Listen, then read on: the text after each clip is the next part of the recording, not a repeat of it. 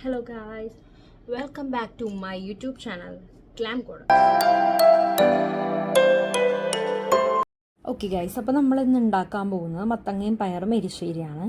അതിനാദ്യം നമ്മൾ എണ്ണയിൽ കടുകിട്ട് പൊടിച്ചിട്ട് അതിലേക്ക് കൊല്ലമുളകും വെളുത്തുള്ളി പിന്നെ ചുമന്നുള്ളിയും വേപ്പിലയും കറിവേപ്പിലയും ഇട്ടാണ് വഴറ്റി കൊടുക്കുന്നത്. നല്ലോണം വഴറ്റണം.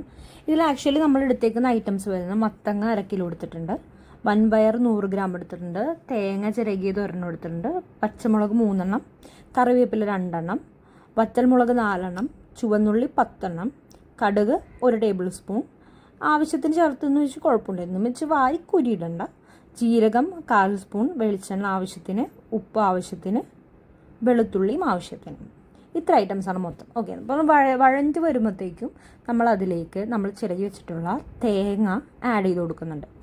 ആ ഒരു തേങ്ങ മൊത്തമല്ല, കുറച്ച് അതിനകത്തുനിന്ന് പകുതി തേങ്ങ നമ്മൾ ആഡ് ചെയ്ത് കൊടുക്കും. ബാക്കി നമുക്ക് അരച്ചെടുക്കാനായിട്ടുള്ളതാണ്. പകുതി ആഡ് ചെയ്ത് കൊടുത്തിട്ട് മിക്സ് ചെയ്യുക നല്ലോണം. ആക്ച്വലി ഇന്നത്തെ നമ്മുടെ ഈ കുക്കിംഗ് സ്പോൺസർ ചെയ്തേക്കുന്നത് എൻ്റെ കസിനാണ്. അവളാണ് ഇത് കുക്ക് ചെയ്തുകൊണ്ടിരിക്കുന്നത്. ശ്രുതി എന്നാണ് പേര്. ഓക്കെ, അപ്പോൾ നമ്മൾ നമ്മൾ നല്ലോണം തേങ്ങ ഇട്ടിട്ട് മിക്സ് ചെയ്ത് കൊടുക്കണം.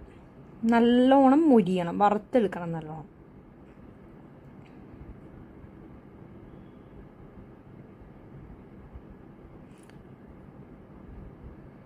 കരിഞ്ഞു പോകാണ്ട് നോക്കണം.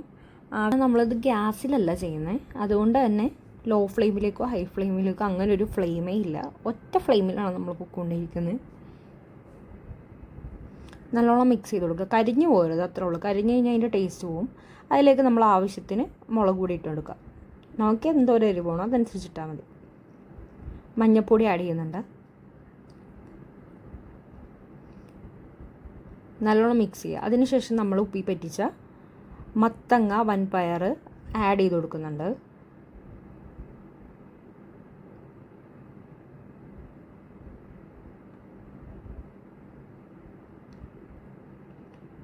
ഈ മത്തങ്ങയും വൻപയറും നമ്മൾ ഉപ്പി പറ്റിച്ചപ്പോൾ ഓൾറെഡി എന്തായാലും ഉപ്പിട്ടിട്ടുണ്ട്. ഇൻ കേസ് ഉപ്പ് പോരാന്നുണ്ടെങ്കിൽ നമ്മൾ പിന്നീട് നമുക്ക് ആഡ് ചെയ്യാവുന്നേ ഉള്ളൂ. നല്ലോണം മിക്സ് ചെയ്ത് കൊടുക്കുക. ഇത് നമ്മളങ്ങോട്ട് ഈ മത്തങ്ങയും വൻപയറും കൂടി ഇങ്ങോട്ട് ആഡ് ചെയ്ത് കഴിയുമ്പോൾ ഒരു സ്മെല്ലുണ്ട്, നല്ലൊരു സ്മെല്ലാണ്. നമുക്ക് അപ്പം തന്നെ ഒന്ന് ടേസ്റ്റ് നോക്കാനൊക്കെ തോന്നും.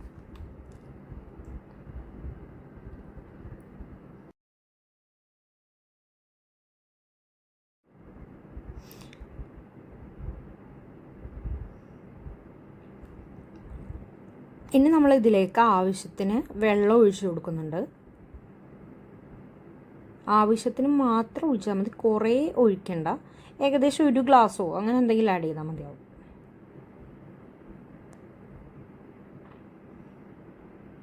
ഇനി നമുക്ക് ബാക്കിയുള്ളത് തേങ്ങ നമുക്ക് ഒന്ന് അരച്ചെടുക്കാം. അതിനായിട്ട് ഒരു 2 പച്ചമുളക് ആഡ് ചെയ്യുന്നുണ്ട്. അതിലേക്ക് ബാക്കി മുറി തേങ്ങ ആഡ് ചെയ്യുന്നുണ്ട്. അതൊന്നും നല്ലോണം അരക്കണ്ട, ജസ്റ്റ് ഒരു 2 അടി അടിച്ചെടുക്കാൻ വേണ്ടി.